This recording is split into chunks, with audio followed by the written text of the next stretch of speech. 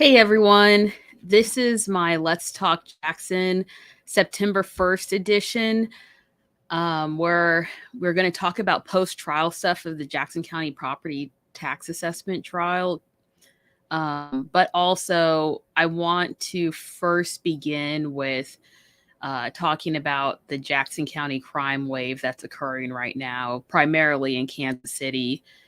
Uh, if you've been on my social media, you would have seen the messages that I posted today where one of my neighbor's houses who runs an Airbnb was shot up yesterday, or technically this morning. And um and because of that, I decided that we need to really talk about crime today because the situation in Kansas City is getting out of control. And there's an aspect of it where it's like, wow, the teens are out of control.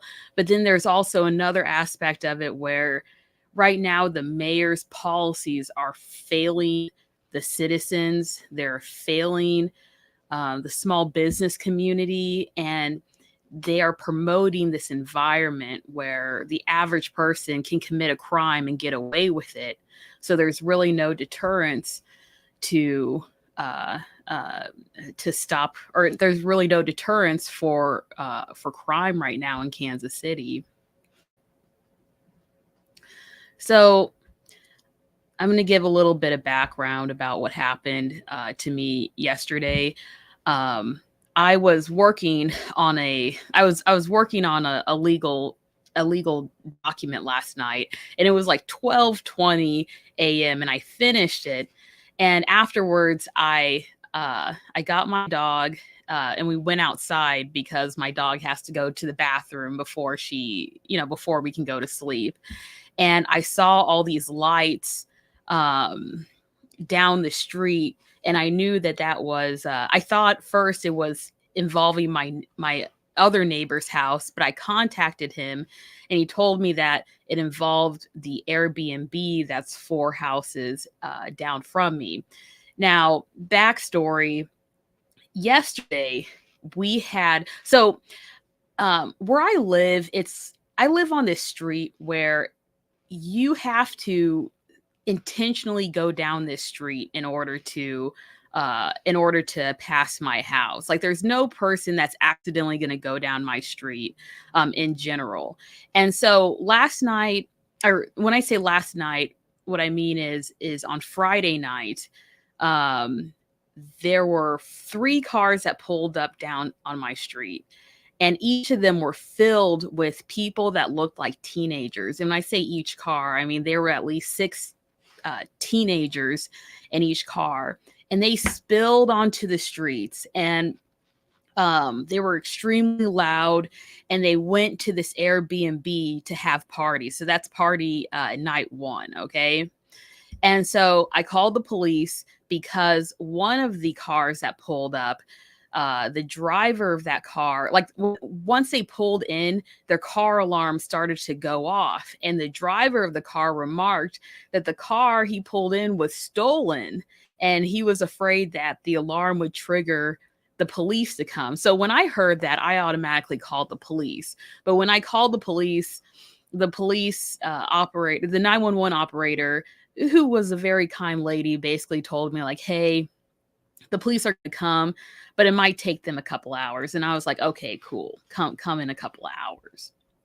And so during this time, they just created this huge ruckus. They were checking cars and going to this house. But later on, they left. And the police showed up, I believe, like 2 hours later. But when they showed up, they were gone.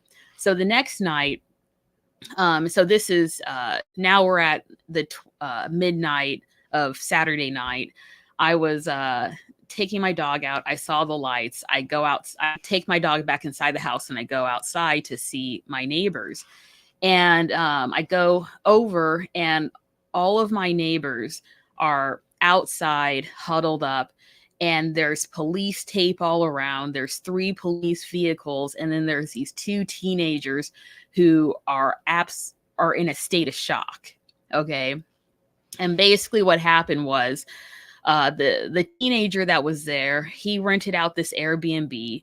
He's a first year college student, and they promoted the party on Snapchat, and so this allowed other people in the area to come to the party. Other members came by to the party, and a lot of kids came with backpacks.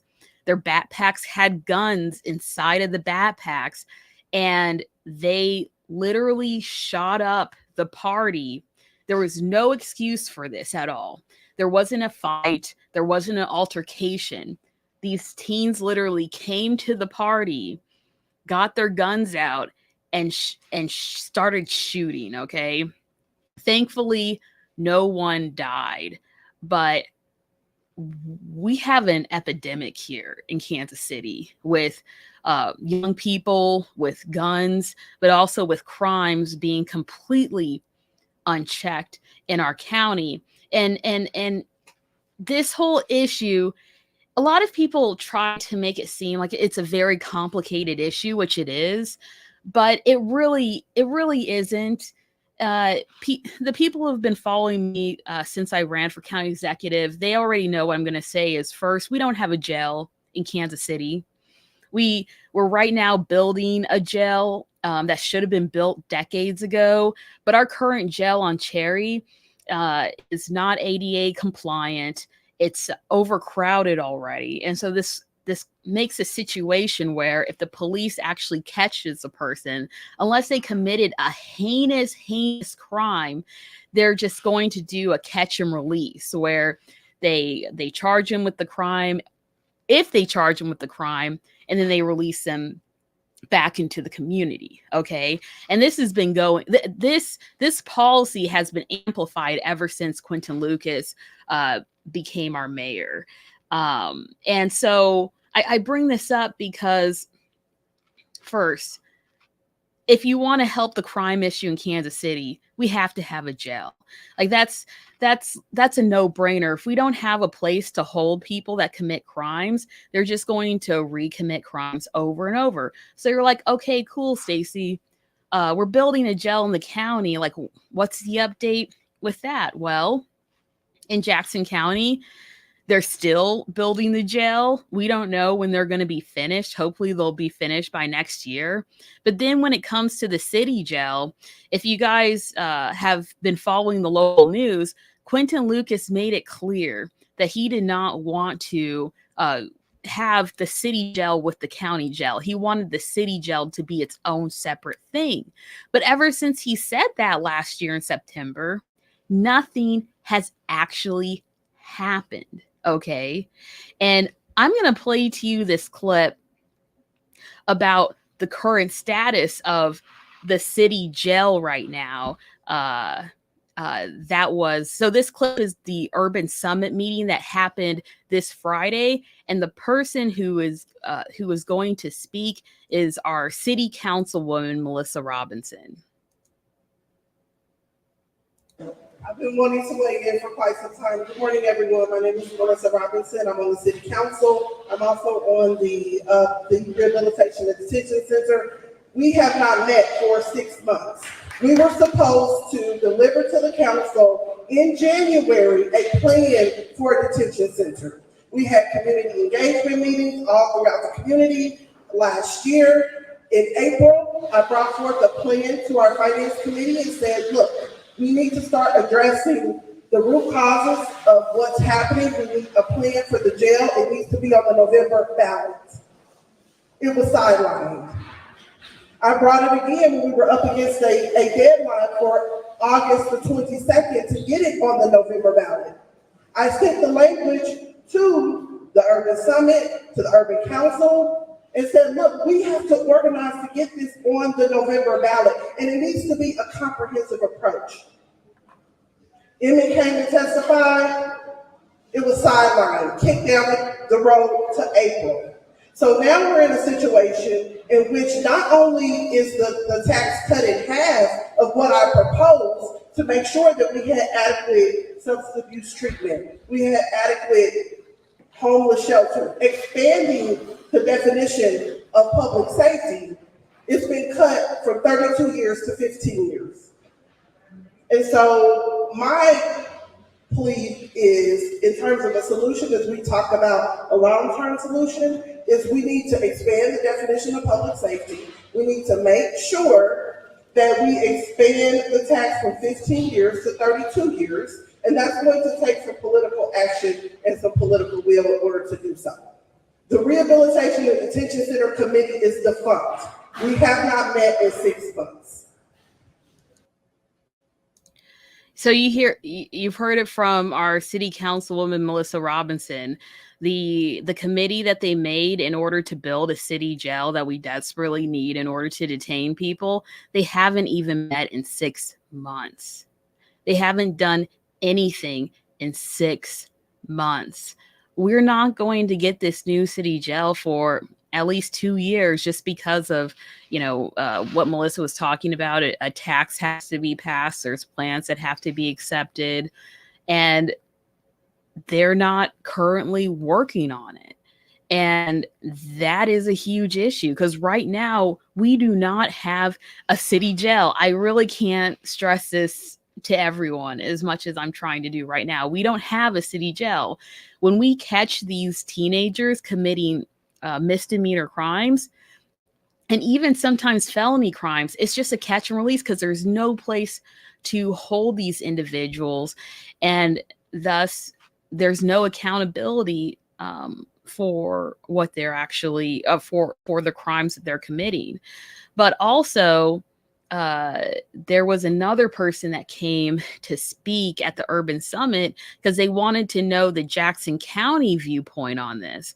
And even though I've criticized this Jackson County legislator so much, his name is Jerron McGee.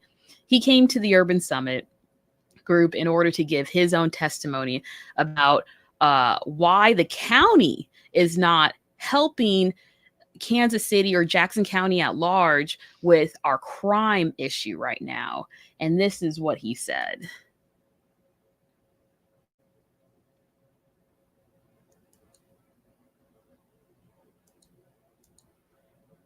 Jackson County. So part of the problem here is when we had all this money and all these plans for Jackson County to build a jail, we need a municipal jail, and Quentin Lucas and Frank White, and they just the best. And so we need infrastructure. Jackson County. So part of the problem here is when we had all this money and all these plans for Jackson County to build a jail, we need a municipal jail, and Quentin Lucas and Frank White and these politicians could not get their behinds in a room and work out a deal that could have created one jail large enough to solve the problem and have substance abuse treatment beds in those facilities. And they just can't get it done because they lack the political will to do it, and they like to fight each other instead of fighting for us. One of the other levers that we do have very strong zoning around where jails could be placed. We will more than likely have to pass a ordinance to change some of those zoning requirements. And so if we don't get what we want, we should also apply pressures around those zoning requirements as well. We are 318 square mile municipality. That means we have a lot of land, and there's along with other nonprofits. What are you guys going to do about that $70 million? Are y'all sending it back? And can we invest some of that money in this problem?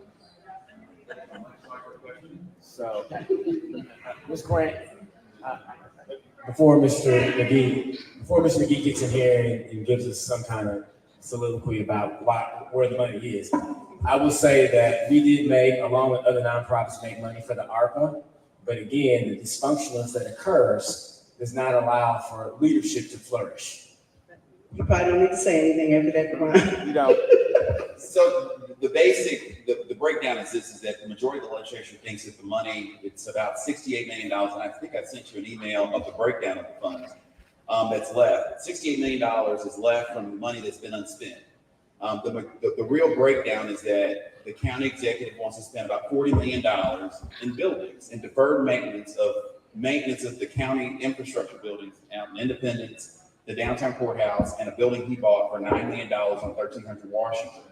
and he wants to put about $40 million into these buildings. This is deferred maintenance that the county should have been paying for years. And he wants to give us about 15 to $20 million to put in agencies where the money was actually supposed to go. In the situations like this, LINK, the Urban League, job programs, that's what the money was for. It was not for infrastructure projects to go into county infrastructure programs. And so that is the disagreement. And the county executive is unwilling to compromise on it. That's what it is in a nutshell. He has said publicly he's willing to send the money back unless he gets the money for his buildings. Okay, so here. So that's what's going on right now. So to give you a summary, the Jackson County government right now has $70 million of cash that they can use on anything right now. And it was sent to them by the federal government through the American Rescue Plan Act. I believe that's called, it's the ARPA funds. And they've had this money since, I believe it's been since like 2020, 2021, but it's been clearly over 2 years that they've had access to this money. And there's $70 million left. And right now, the county executive and the legislature are fighting over what's the best use of these funds. Frank White wants to use the bulk of the funds in order to pay for building repairs and infrastructure costs, right? While the legislature, they want to send the bulk of the money to nonprofits to help the communities out, and they can't agree on the use of these funds. The big issue is if they don't agree and they don't distribute these funds by December 31st, 2024, we're sending $70 million back to the United States government. And that's a fact.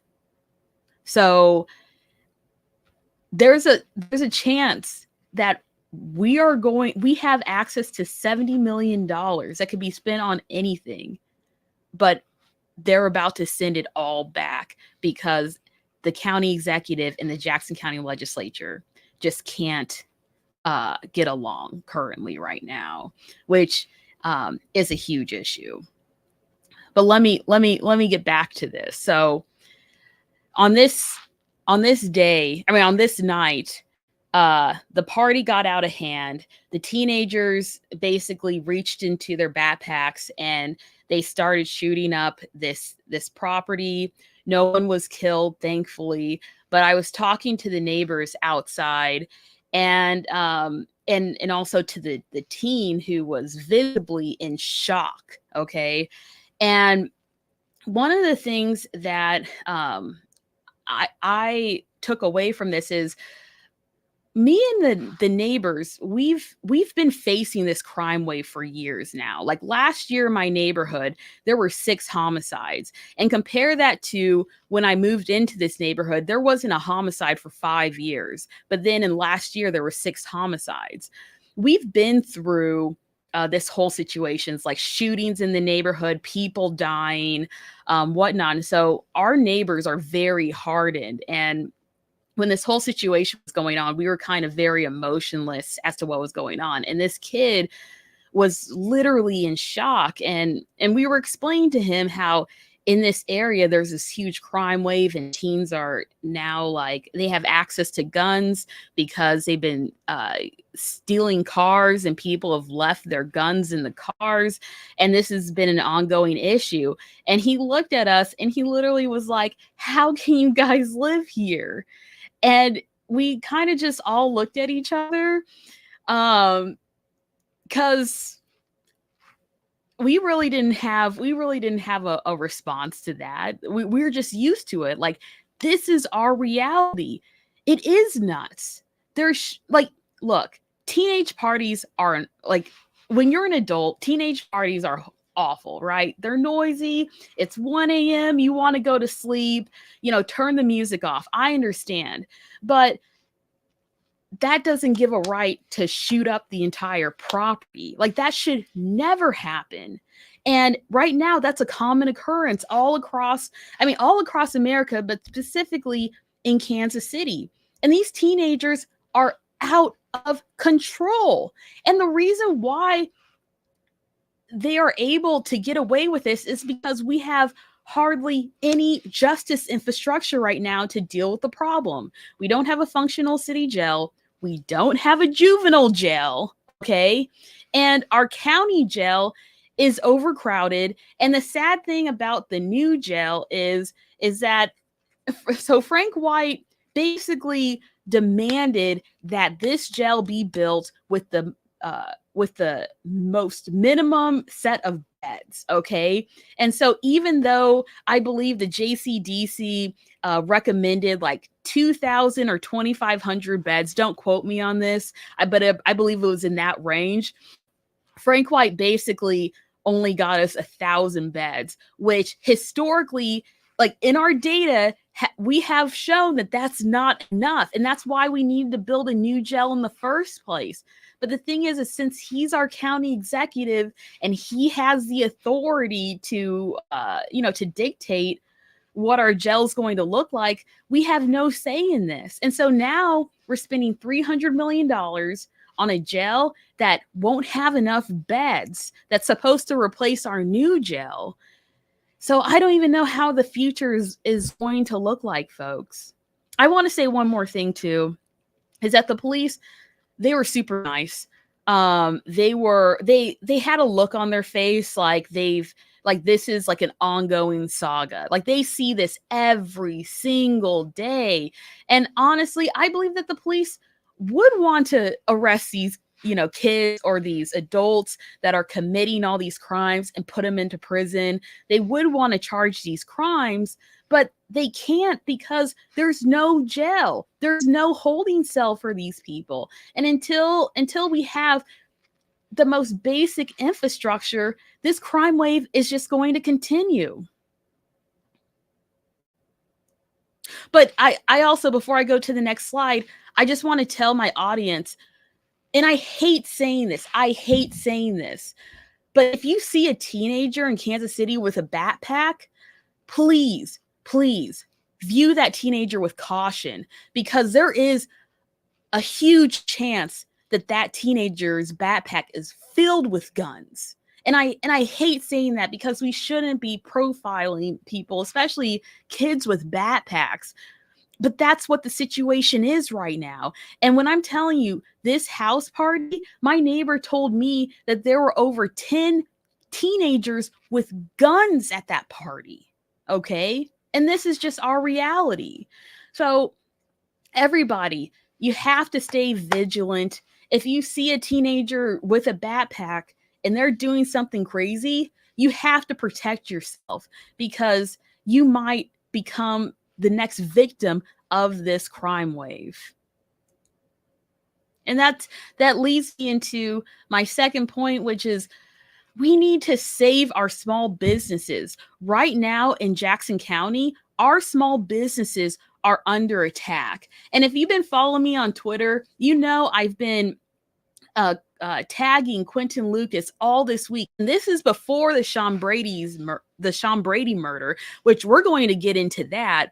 But before that, I was tagging Quentin Lucas, basically pleading, begging with him to take control of the situation. Because if you're unaware, this past month, the small business community has been under attack. It's a war out there. I believe this month in August, there's been over 30 small businesses in Kansas City, just in this month alone, that has had their storefront glass broken, and then others have either been robbed. There's been a store that had an arson attack where a person threw a Molotov cocktail inside their business.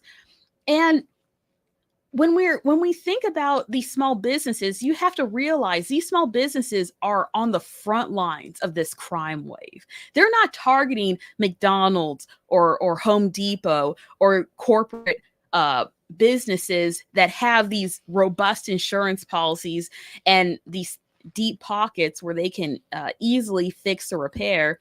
They're targeting the mom and pop stores who's, let me put it into perspective. A storefront window glass, in order to repair, costs between $2,500 and $50,000. When you're running a small business, most small businesses are running off of the thinnest of margins. And so those types of costs can tank a small business. And when our small businesses are gone, that's when crime is just going to erupt in this area, because small businesses, they provide, I believe, every dollar that you spend on a small business, $10 of that goes back into the community, because small businesses provide jobs, but it also provides a barrier in the community, like a protection barrier, so that instead of a building being vacant, it's actually being occupied.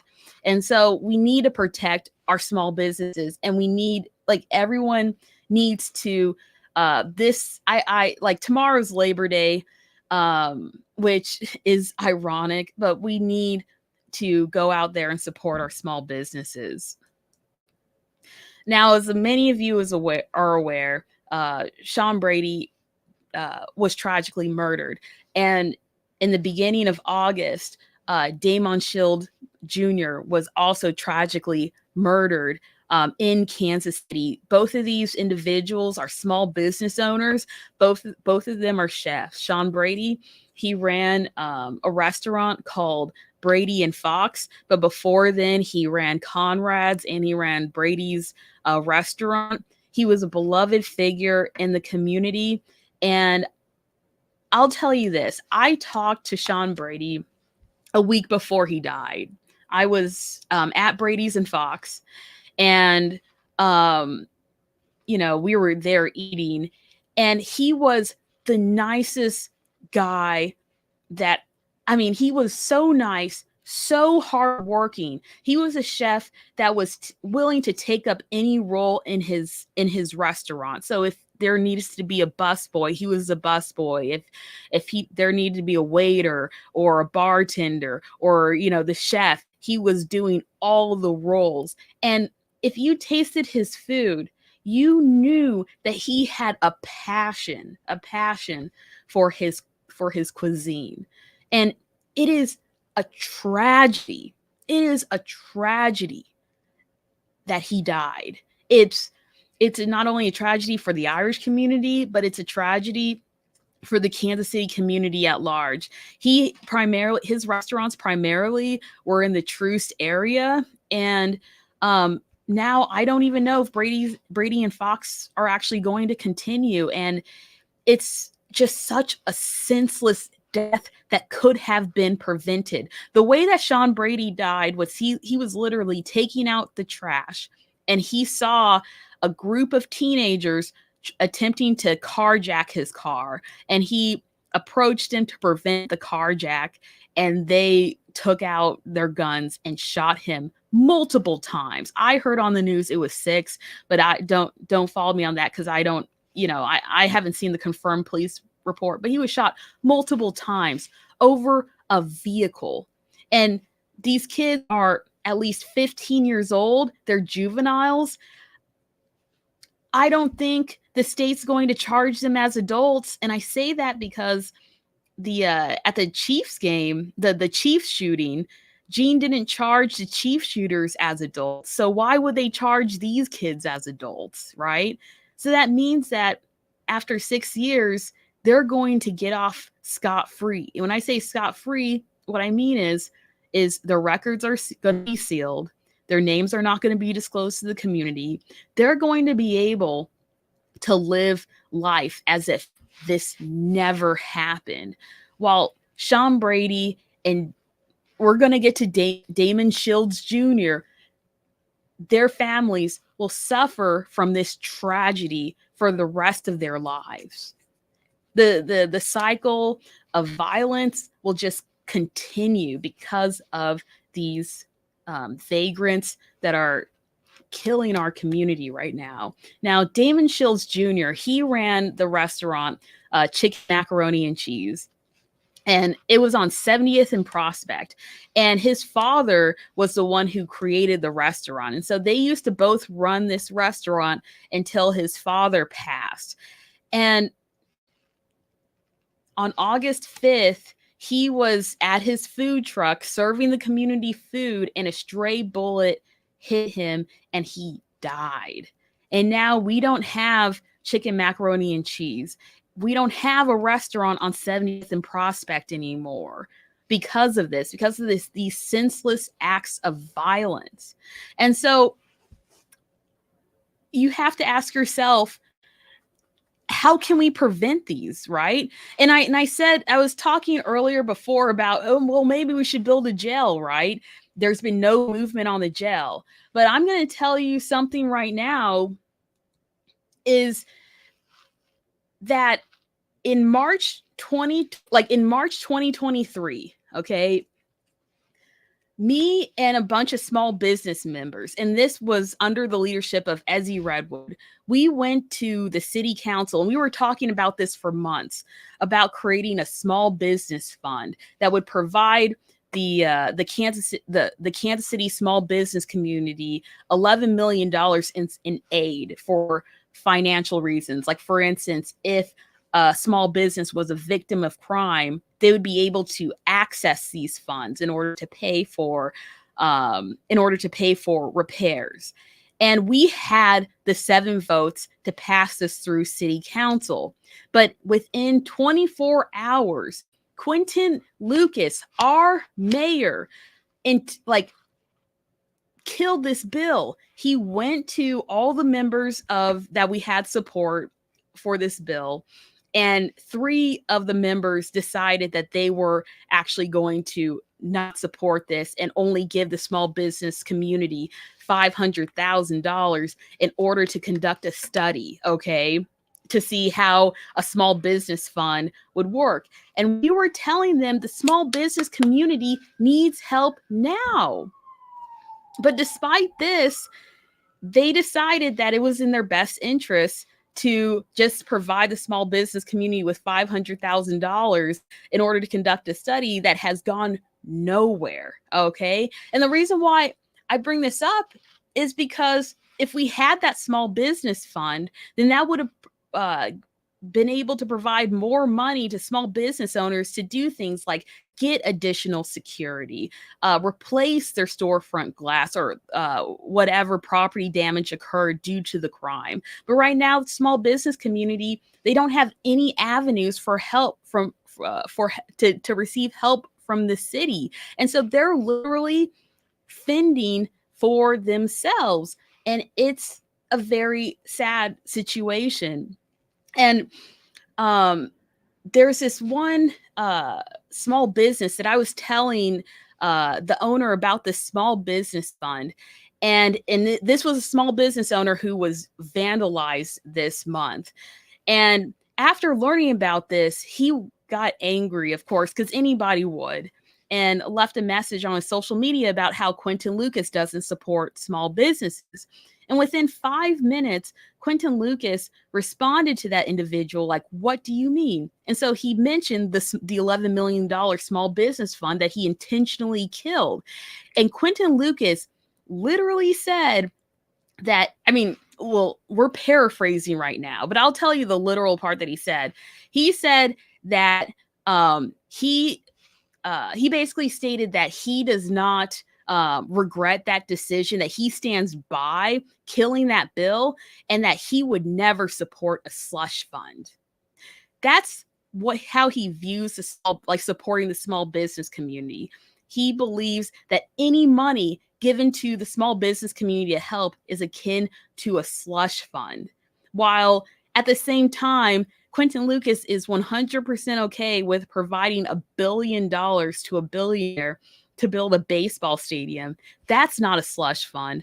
But to provide the small business community an $11 million fund to aid them when they're facing financial difficulties due to property damage and crime in Kansas City, we just can't do that because, I don't know, because it's a slush fund, according to Quinton Lucas. And so I state that because I need to stress that this is how the mayor views the small business community, but this is also how he views the community as a whole. I think it's not a controversial thing to say that Quinton Lucas is more focused on being appointed to an executive position if Harris wins the presidency in November, instead of focusing on what he needs to do to help this community survive this crime wave. And I would even go as far to say that Quentin Lucas and Frank White, their action / inaction as both mayor and as county executive has amplified this crime wave that's going on in Kansas City and Jackson County. And the only way that it can get better is if they actually do their jobs, but they're not. And honestly, you have to also ask yourself the question is, where has Quentin Lucas been this past month? I honestly believe Quentin Lucas has only been in Kansas City for 7 days in August, okay? When Sean Brady was unfortunately murdered, he wasn't in Kansas City. I heard from people that he was in Europe, right? And I think that that was true because when they tried to interview him, they were only able to interview him in this secluded room, right, where you couldn't tell where he was. And that's because he was in Europe. He wasn't in Kansas City. He wasn't with the people. And honestly, I really don't even think he cares about our city anymore. He just cares about going to Washington, D.C. And honestly, I hope Harris wins so he leaves Kansas City so we can finally get a mayor who actually wants to fix this problem, who's actually going to be dedicated to our city, because Quentin Lucas is clearly not. But on this slide for support our small businesses, I just put up a fraction of the small businesses who were victims of property crime just this month, okay? If you want to support our small business community, please, if you have any time this week, go to one of these places. You have Anchor Island, Buffalo State Pizza, Ruby Jean's Juicery, Tio Cali Mexican Restaurant, Torn Label, Westside Local, The Mix, Nothing But Cakes, Equal Minded Cafe, Goat Hill, Oddly Correct Coffee Bar, The Littlest Bake Shop, Brookside Roasting, which is a famous cafe, Post on Broadway, which is also a cafe, Westside Coffee House, Haha's Pizzeria, Mother Earth Coffee, and Brewer's Kitchen. These small businesses need your support more than ever now. And that's what I want to say is please support our small businesses, because only the community can help our small businesses, because our city council and our mayor is not doing anything. So with that said, we're now going to go into the things that are going on in the post-trial. And also I want to say too, if you have any questions about anything that I'm saying, please leave a comment and I'll be able to view it in real time and I can respond to it. But we are going to go through, first we're going to go through the Gail McCain Beatty her testimony, and these are excerpts that I specifically took out that I want everyone to see, that when she says that she did nothing wrong, that she complied with the statute, that was a lie, and it was shown during this trial. I also took out excerpts of the AG's corporate rep deposition that shows, again, the unethical contacts. And we're going to go through them right now. Just give me a second. I have to share my screen.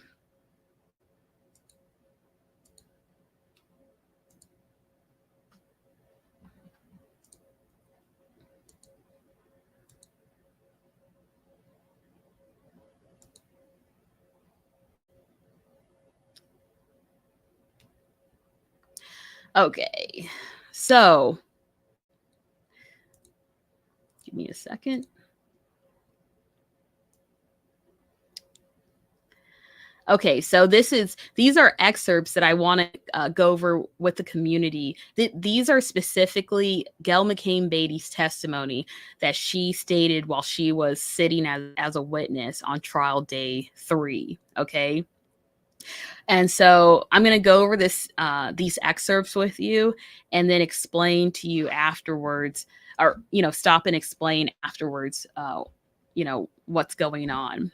So the question part is the Attorney General's the Attorney General's office asking Gail McCain Beatty these questions, and then the answer part is Gail McCain Beatty's response to these questions. So on this one, it says, okay, in this notice. So they're talking about the notice. In this part, they're talking about the law that Gail McCain Beatty had to follow in the Jackson County property when she was doing the Jackson County property tax assessment. So the Attorney General's office asked her, okay, in this it states the written notice shall include the name, time, name, date, time, and extent of the exterior inspection. Do you see that? Yes. Did all of your written notices to the property owners include the name, date, time, and extent of exterior inspection? Answer: I believe they had that. They wrote on them date and time. We didn't put the names on them because the process has become so contentious that it was a danger to my staff. We had people pulling guns on my staff. We had people sicking their animals on my staff. We had a homeowner literally tell my person to get off my property and then follow them to the car and ended up smashing their legs in the doors. We did not leave the names out of safety for our staff, but question. I'm sorry. I think maybe we're confused on this point. Answer: you said it. Question: are you talking about I'm? Answer: you asked did we put the name, date, and time on them? And I told you why we didn't put the name, date, or put the names on them. Question: okay. Are you talking about the door hangers or the mail notices to the individuals? Answer: the door hangers. So I'm stopping there.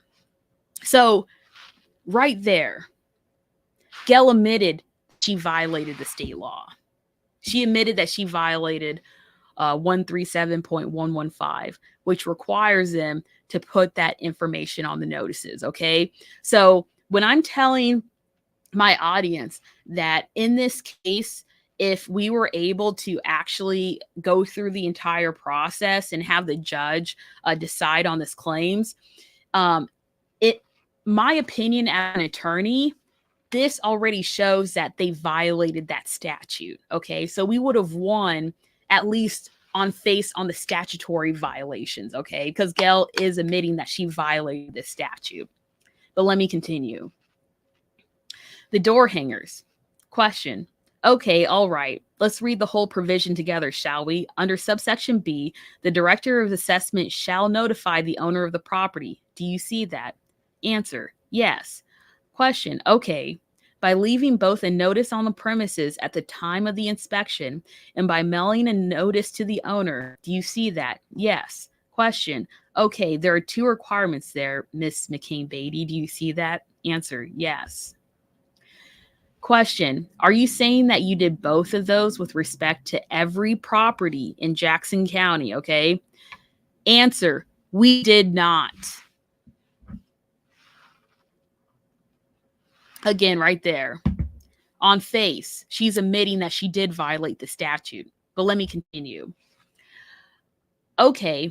When it goes on to say the owner is entitled to an inspection of the property if the owner wishes to have such an interior inspection, and further notifying the owner of the process required to arrange for such an interior inspection, is that in the notices? Answer: yes. Okay. And then it says the notice shall include the name, date, time, and extent of exterior inspections and exterior inspection. Do you see that? Answer: yes. Question: okay, was that provided in the mail written notice to all property owners? Answer: we told them that we completed the physical inspection, which means we were actually on the premises. So yes. Question: so your testimony is that your written notice mailed to every property owner included the name, date, time, and extent of the exterior inspection. Answer: so no, the mailed notice did not have that. So this is again showing you Gail again is admitting that she violated the statute. So then it continues. Okay, these are, you just said yes, just to reinstate. And if it looks like I'm picking things out, that's because these are excerpts. I'm bypassing like objections and explanation of these things. So it continues. Okay, these are the, you said yes, just to reinstate. These are the notices representing the written notices that Jackson County sent out to property owners. Is that right? Answer: yes. Question: okay, there's not other notices that were sent out. Answer: I don't believe, no. Question: okay, these are the ones that the assessment department is claiming satisfy state law and local ordinance. Answer: yes. Okay, and you did not send out to property owners, for example, property record cards on each property. Answer: if they requested them, yes. Now remember, during the trial, they established that, and this is during when they were calling all the witnesses to the stand that had to deal with appealing their property tax assessments because they were ridiculously high, and how each of them did not have a property card in their file. Okay, so this is what they're specifically talking about. But Gail says if they requested them, they would have provided them with this property card. Question: but you didn't send it out generally to all property owners. Answer: no. Question: they had to make a sunshine law request for that information. Answer: or just contact the office. Question: okay, and you did not send out, for example, pictures, drawing, comparables, or anything like that. Answer: no. Question: okay, and these are just essentially one-page letters that were sent out to Jackson County property owners. Answer: correct. Question: and I want to specifically ask you about both of these. I'll do it at the same time so we can spin on a little bit. Where on those notices does it say that the property owners have a right to a physical inspection? Answer: residential properties may have the right to request an interior inspection if the value increased by 15% or more. Question: is that it? Answer: that's what the statute requires us to put on the notice. Question: just about an interior inspection? Answer: reassessment of your property included exterior physical inspection. You have the right to request an interior inspection if your value increased by 15% or more. Question: what you're saying, in your view, satisfying telling property owners they have a right to a physical inspection? Answer: yes. Question: there's nothing else in either one of those notices that you're claiming that satisfies that? Answer: yes. Question: nothing else in that, which he's referring to the notice. Answer: there's nothing else. Question: where in those notices does it say that the property owners have a right to request an interior inspection be performed during the physical inspection? Answer: and remember, that's the statutory requirement. Answer: interior inspection would be a second physical inspection. Question: where in the notices that you're talking about them does it indicate that property owners have the right to an interior inspection to be performed during the physical inspection? Answer: when you request an interior inspection, there would be a physical, that is a physical inspection when you're on the premises. So if they have a right to an interior inspection, you have to be there. It is inferred if you are doing an interior inspection. It is a physical inspection if they're there at the time. Question: How would the property owners know that they have a right to an interior inspection that happens during the physical inspection? Answer: because they're one and the same. They're just a different type of physical inspection. Now, if you remember when we were going over the statute 137.115, that's completely incorrect. The statute specifically explains that the property owner has to have notice of the physical inspection before the physical inspection occurs. And that notice has to be given to the property owners if their property assessed value is going to increase by over 15%. But in this, Gail is basically saying that when the door knockers, when the inspectors came by with the door hanger, that was their statutorily required physical inspection, which, in my opinion, looking at these statutes, that is not true. It specifically states in the statute that before physical inspection occurs, the property owner has to be notified that their assessed value is going to increase by over 15%, which never happened. But let's continue. Question: okay, where in these notices does it say to the property owners that they have no less than 30 days to notify the assessor of a request for an interior physical inspection? Answer: we did not put 30 days in there, but gave them far more than 30 days. Again, this is specifically a violation of that statute, because in the statute, it specifically states that they had to put that language in their notice. But let's continue. You didn't put anything in there on. Answer: we did not.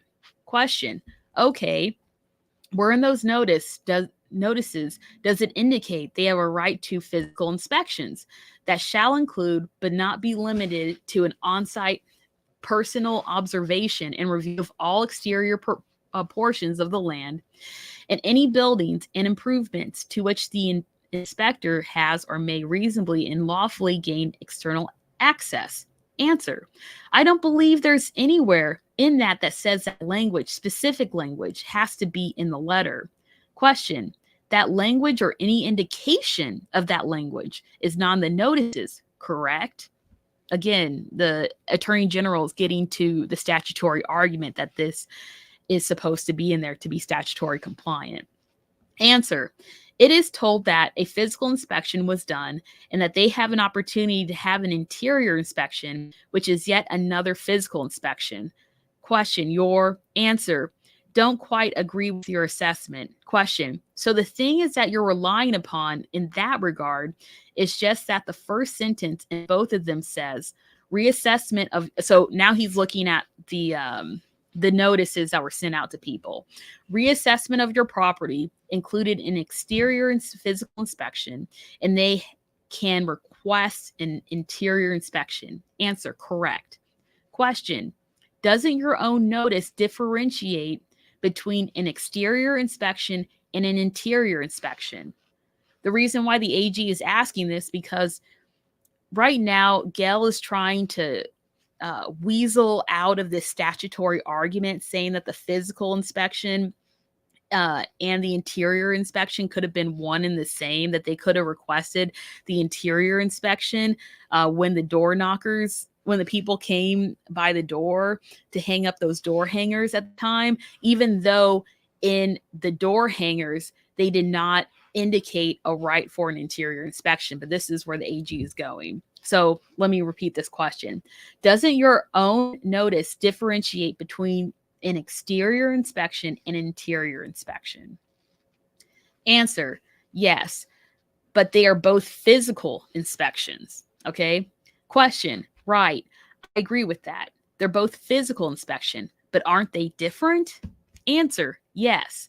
Question: okay, where in your notices to the property owners does it indicate that they have a right to, during the interior inspection, to include observation and review of the interior of any buildings or improvements on the property upon the timely request of the owner? Gail asks them to repeat this. Question: sure. Where in the notices? And he repeats the thing. Answer: So when an owner asks you for an interior inspection, they're going to take you to see what they want you to see. They are not going to let you, if they don't want you in that exterior building, they're not going to show you these things they think impact their value. So it is the owner's opinion of what they show us and what they don't. It's not up to us to determine what we go and look at in an interior inspection. My question was, this is back to the AG, where in the notices that you have does it indicate that they have that right? Answer, it doesn't. Again, the statutory violation. Question, okay, where in the notice does it indicate that were sent to property owners, does it indicate that mere observation of property via a drive-by inspection or the like shall not be considered sufficient to constitute a physical inspection? And so I'm skipping over this middle part here because this is an objection, but the answer is it's not. So she's agreeing that it's not in there. It's not, because it says we can't do them. So there's no need for me to notify property owners that I can't do a drive-by. I just did not do a drive-by. Question, okay, so it does not appear in those notices. Answer, it doesn't need to appear in those notices. Question, and where does it indicate in those written notices that the name, date, time, and extent of the interior inspection? Answer, it does not. It does not. Which again, violates the statute. Question, okay, you agree that these letters were deficient under both state law and county ordinances, right? I'm skipping over the objections. Answer, I don't believe they're deficient. That's Gail, okay? And I want to say this is every time when Gail states that she complied with law, she's stating that she complies with the law in her mind, okay? It's not the black letter law. And we're going to get into this later because she brings up the spirit of the law, okay? And I'm going to specifically show you that point. So, question, even though they don't, at a minimum, include the name, date, time, and extent of the exterior inspection, which you just said. So he's basically saying, you're complying with the law, even though this specific statute states that you need to have these things in there and they're not there. Answer. So the state statute requires us to give them that 15% option.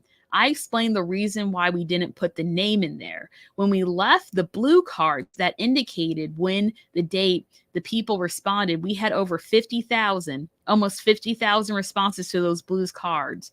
So people responded. Is that date and time in the written notice?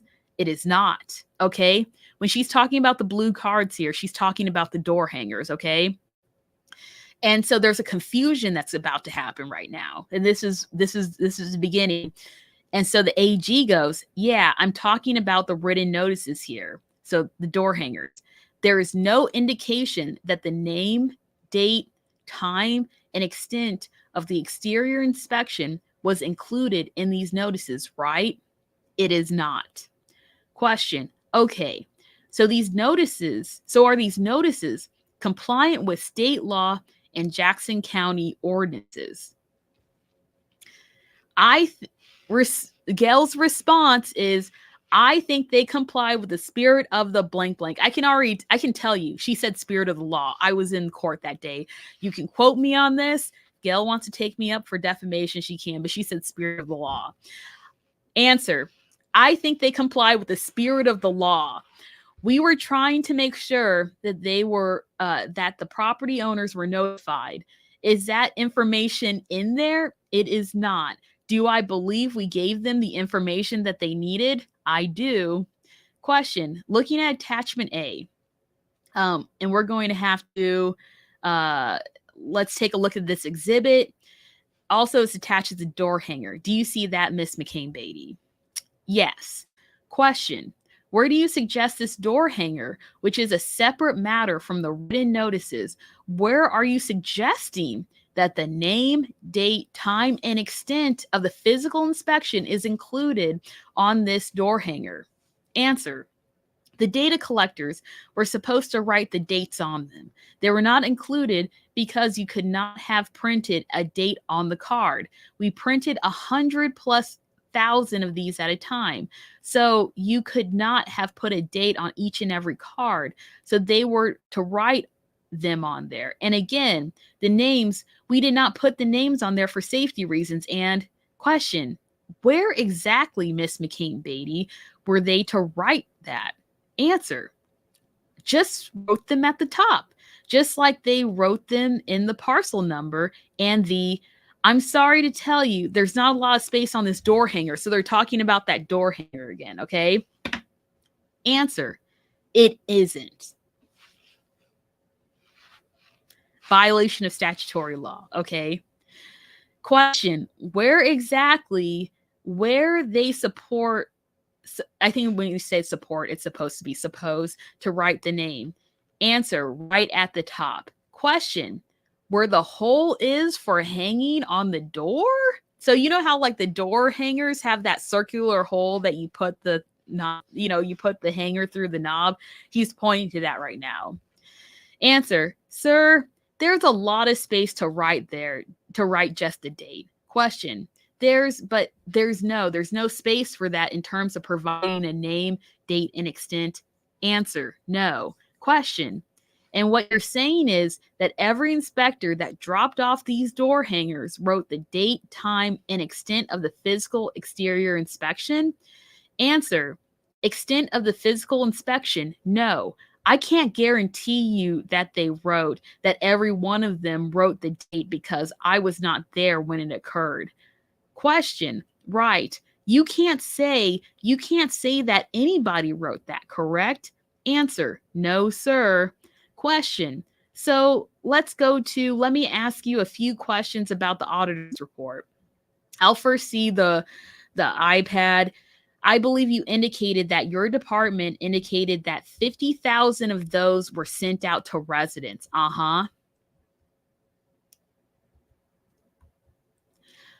Question, I'm sorry. Yes. And the reason more than 50,000 weren't sent out is because an excessive demand would have put there would have been an excessive demand that would have been put on the department officials and resources. Answer, no. So the first letter was sent out in our efforts to get a head start on any requested interior inspection. It's not a required letter. It's a letter that we produced in-house and that we're reviewing that. So the letter that they're speaking about now, so now they're not speaking about the door hanger anymore. They're speaking about the, let me see if I can get this document up, but it's it was a notice that was supposed to be sent out to every person that had an increase of their property assessed value by over 15%, but they were only able to send out 50,000, even though they increased over 200,000 parcels by this amount. Let me see if this is in here. Hold on a second. It's not in there. Give me a second so I can just show you what I'm talking about here.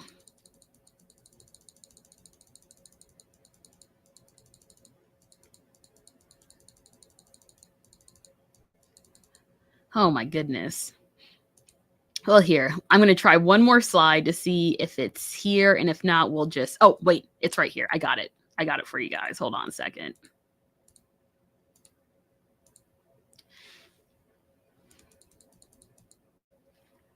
Okay, so just as a recap, this is the door hanger that that she was testifying to before, that she said was statutorily compliant with both the state and the Jackson County ordinance law at the beginning. But then through the Attorney General's direct examination, she admitted, no, it's not compliant because it didn't have the date, time, extent of the inspection or the inspector's name on it.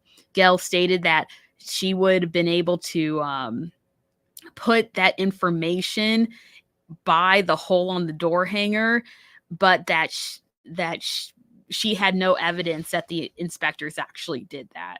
So now what they're talking about is this letter right here, okay? This is the letter that they were supposed to send to everyone that had their assessed value increased by over 15%. And it was supposed to notify them of the physical inspection first before the people actually went out door to door, okay? And so let's get back to the transcript. And again, if you have any questions, please leave them in the comment box.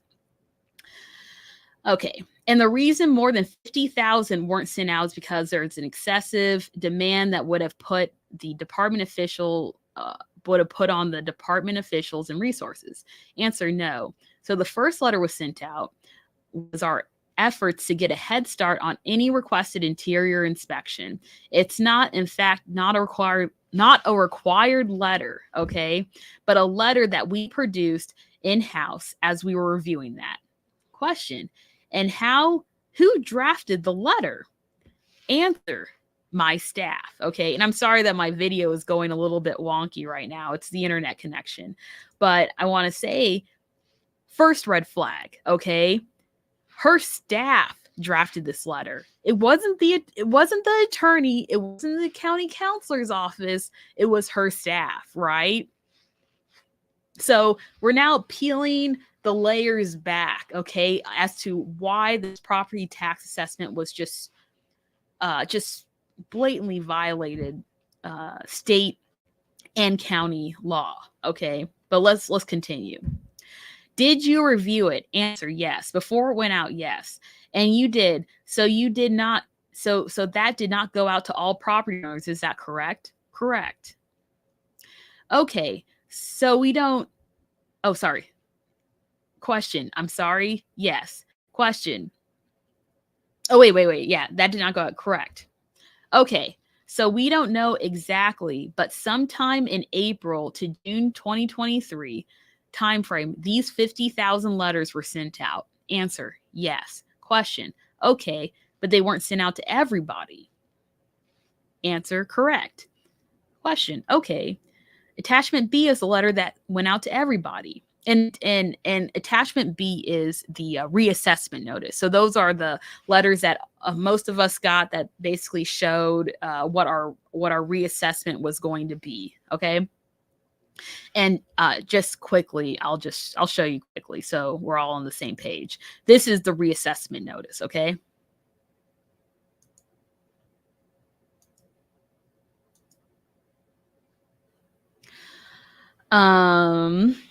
Okay.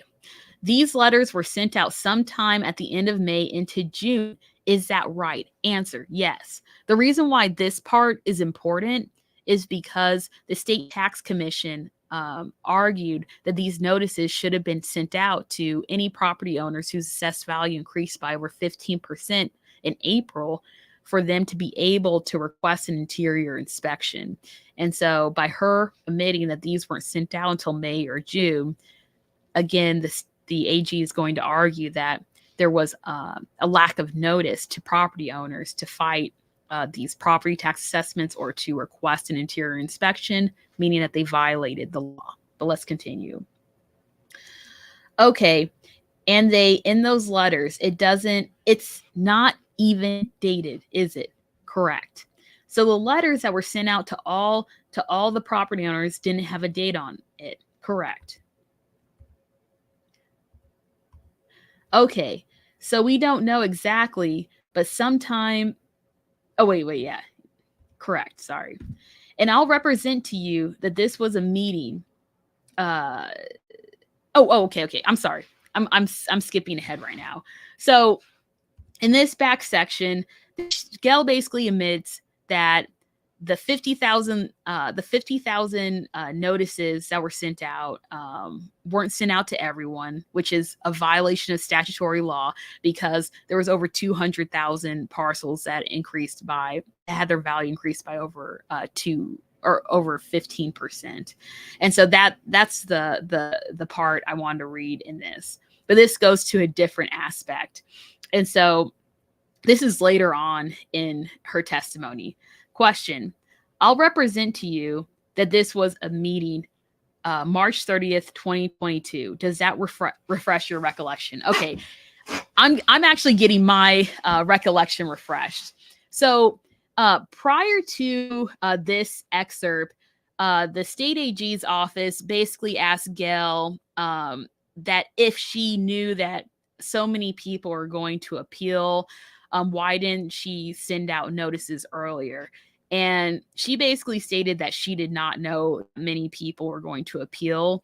And so at this point, the AG's office is actually going to start playing her testimony against her in order to show that she actually knew well before that she was going to increase the Jackson County residents' property taxes. And this is her testimony. We're going to get into it by an average of 63%.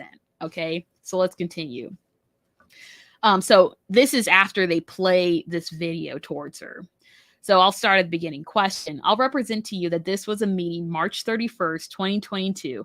Does that refresh your recollection? Answer: I mean, if they say that that it happened March 31st, then I don't know when the date it occurred. Question: regardless, before you had data, you already knew by sales ratios that I can't remember your exact word, but lots of properties were going to be over 15%. Answer: keep in mind that sales ratios are also based on our old data, not our new data. So we really weren't sure where we're going to be. Question: okay, but by your own. Answer: based on the data that we had, we estimated there would be about 63%. Question: 63 or so, actually 63 to 69% would be over 15%. Is that right? Answer: yes. Question: actually turned out to be closer to 70% or more, right?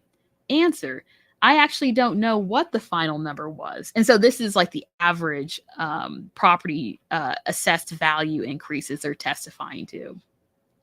Question: and you heard there at the end that it would be difficult or impossible to accomplish those interior inspections at a minimum if the data was received too late. Answer: it could have been, yes. And as of March 31st, 2022, did you anticipate some properties would go up even more than 200%? Answer: yes. Question: and when did you anticipate that there would be tens of thousands of appeals? And did you anticipate that there would be tens of thousands of appeals? Answer: yes. Question: 30 to 40,000 appeals? Answer: yes. Question: and did you also anticipate that the BOE, Board of Equalization, would roll back many of those assessment amounts? Answer: no. Question: you didn't anticipate that they would do that? Answer: no. Let's play 47.3. So they didn't transcribe the conversation on these recordings, but basically in this recording, it basically shows that she anticipated that the BOE was going to roll these back. Okay, so then the question goes: does that refresh your recollection? So Gail's response was, answer: so I don't know how many the board actually rolled back. A lot of these were vacant land. They weren't necessarily improvements. We had to manage it. We knew that these property values this year were going to be significant increases. Question: in 2019, you indicated there were a ton of values that were rolled back by the Board of Equalization. Answer: there were a lot. There were some values. I can't say there were a ton. There was some. Question: you just said there were a ton. Okay, they're talking about the audio. Answer: I might have said a ton, and we all make statements that exaggerate the situation. I don't know what the numbers were to say that. And at that point, that's when Gail's testimony ended for that day, and the court went into recess. But I have these excerpts here to show that Gail admitted that they violated the statutory laws and the county ordinances. So for the county to state that they were completely compliant with the state and county ordinances in the 2023 property tax assessment, in my opinion, is a bold-faced lie. And this is based on Gail McCain Beatty's testimony, but also the state tax commissioner's testimony that I don't have, because Gail's testimony is enough to show that. Now, I was going to go over more of the testimony dealing with the AG's office with Sean Smith and Andrew Bailey's communications, but my voice is kind of going out right now from reading all that testimony for you. So I'll have to go back to that testimony in another live, which I will, because I did take those excerpts. So when we go to post-trial, like what's next? So these are the things that the Jackson County government could do, right? So we have the state tax commissioner's order, which basically stated that anybody whose property's assessed value increased by over 15%, they have to roll it back to a 15% cap, essentially, okay? Jackson County has made statements stating that they're not going to do this. However, legally speaking, what they need to do, in my opinion, is to file an injunction before the order goes into effect, which the order will go into effect on September 5th. So in my mind, they have until September 5th in order to file this injunction. But I've read on the internet and heard through some people that there is a huge possibility that the Jackson County government isn't going to file an injunction, okay? And that their strategy may be to after the state tax, like the order goes into effect, they're not going to comply with the order, and so they're going to force the AG to file another case, and then they're going to argue to court that order was unconstitutional, invalid, XYZ. As an attorney, I personally think that that's not a wise thing to do, because when it comes to injunctions, if you like, so if there's an order that happens against you, right? Like say your house is about to be sold on the market. What you need to do is you need to file an injunction in order to stop that from happening. But if you wait 30, 40, 60 days after the sale has passed, the court's going to look at the documents and be like, wait a minute, you had 30 days notice of this order.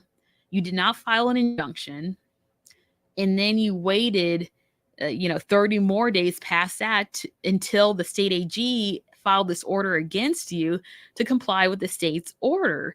Like, if you had any issue with this order, you should have filed the injunction. And so if they don't file the injunction, I think it's going to be hard for the Jackson County counselor's office to overturn the state tax commissioner's order in the future, especially since that's an administrative order that usually, and I say this, I'm not an attorney that specializes in municipal law, okay? But usually speaking, administrative orders, rulings, they have their own set of rules and guidelines. And if they don't file that injunction on time, the court might not, the court might uphold the state tax commissioner's order just on the basis that they never challenged the order before it went into place. And so there's other things going on as well. Many of you are aware, Sean Smith and Preston Smith have they recently did a press conference where they found a quasi loophole, basically stating that if you fill out this piece of paperwork, you're forcing the Jackson County collector to give you some information about a refund. I will talk about that in my next podcast because I still need to research that point. But if you want to find more information about that, I would go to their pages, like Preston Smith's page and Sean Smith pages, because they did an extensive interview explaining that entire process. But with that said, I'm actually done with the live today because my voice is about to like go out. But if anybody has any questions right now over anything that I said, please let me know right now because I can take your questions about it. And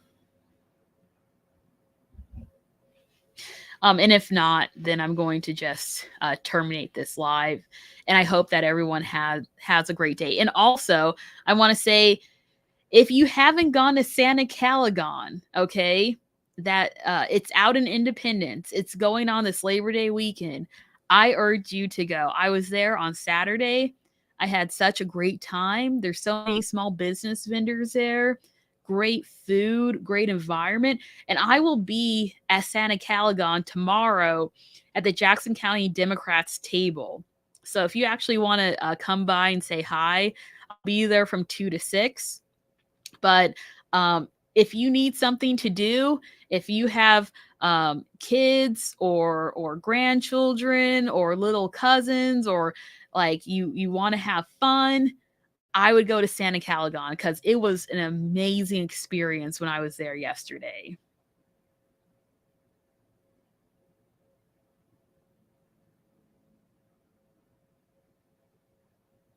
So, I'm going to get to Joni's comment. She says, so a simple spreadsheet sort would eliminate vacant land versus homes. Why are these folks so incompetent? Yes. And they have the technology. They have the technology to do this, but they just refuse to do so. Thanks for your time. When will the next live happen? I can do the next live on next Sunday. So I think that's what I'm going to do because it'll give me more time to see like what if they're going to file the injunction or not. Because if they file the injunction, then I'll have enough time to actually break it down, so I can break it down for the audience and go over those matters. Hey, Preston. Preston Smith is here. He asked, the county maintains they were winning the trial. What do you think? Preston, you already know what I think. As I stated multiple times in this live, I believe that the state AG's office, through the admissions of Gail McCain Beatty and through the state tax commissioner's admissions, that they violated the state statute on face. That's my own opinion. And that's because the AG's office directly asked Gail McCain Beatty if they had, the date, time, extent, if they gave these notices out to every person who had an assessed value increase of over 15%. And she stated no. And that's a clear violation of statutory law. So one thing I'll say is I believe if this actually went to the judge would have ruled that there was a statutory that they violated the statutes and the county ordinances, but I don't know what the remedy would have been. And that's what would be the fighting point with the Jackson County government is the remedy. But now we'll never know because of the fact that this case was dismissed by the AG's office. No, Preston. Preston says, I will go back and catch all your live. Sorry, I asked you a question you already covered. Oh, Preston, when I said you already know, it's because I've told you in private communications, like what my opinion was. But again, my opinion would be, it still is that the AG proved its case that the Jackson County assessor violated state statute when she conducted her 2023 property tax assessment. And I still stand by that. That's my own opinion. We will never know now, but that's, I mean, we will never know what the court would have ordered in the remedy, but that is my opinion, and it's based on the objective facts that Gail McCain Beatty admitted that she did not comply with the state statute or the county ordinances.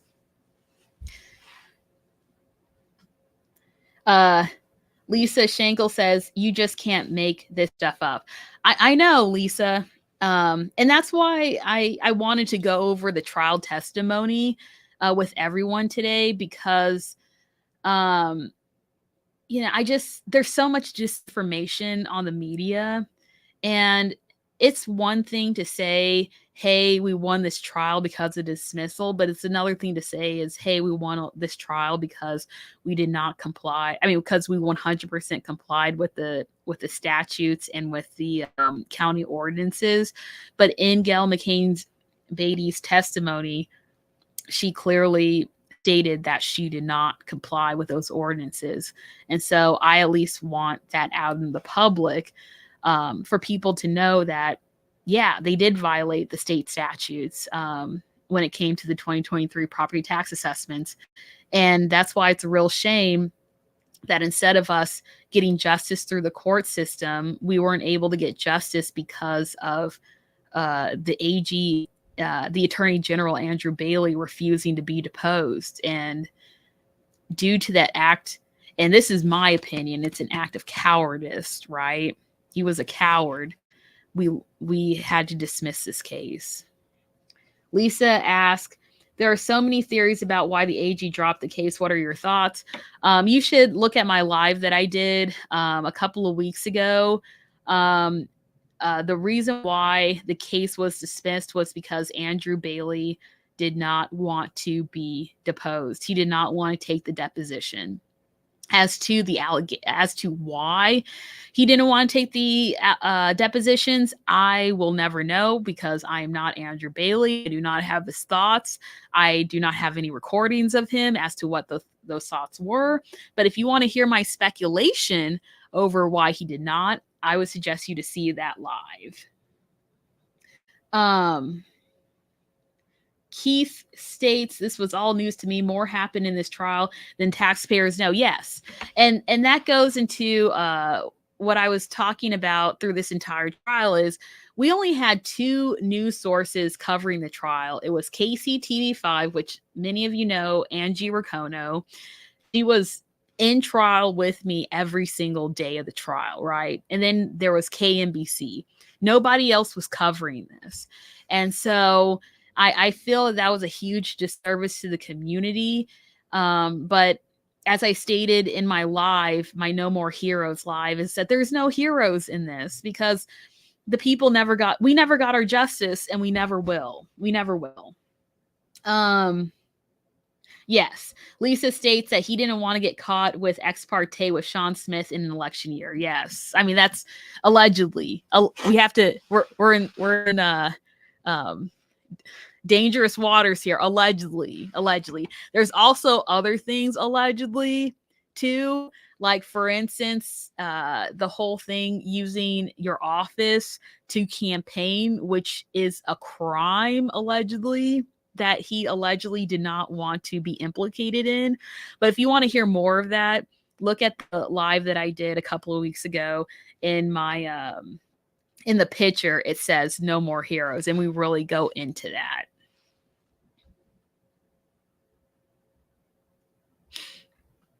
that. Preston says, is there a risk of an ex parte with Sean Smith again if the AG files new action against the county this week to force the STC action? Look, and I said this in multiple of my lives, okay? The AG should have no communication, absolutely no communication with any Jackson County official, period. If there was anything that was shown with this, with the dismissal, is that the Attorney General's office and Andrew Bailey, the Attorney General, their contacts basically killed this case. And so I don't know if there's a risk again, because hopefully Sean learned his lesson to not talk to the attorney general's office, especially when he's a defendant in the lawsuit that the attorney general is the plaintiff of. So yeah. But if you're talking about, say, if with the order in place, if Jackson County violates the order, then them doing the whole thing, asking for the deposition. Do I think they're going to ask for the deposition if the judge is going to grant it? I don't know. I really don't know, man. I really don't know, because a judge might rule that they don't need a deposition, since that case, technically speaking, doesn't have to do anything with the communications that occurred during that trial. But at the same time, too, the judge could rule that that is discoverable and order, again, the deposition of Andrew Bailey, which, if that happens, then Andrew Bailey would probably dismiss the case again. So I don't know. We would just have to wait and see on that one.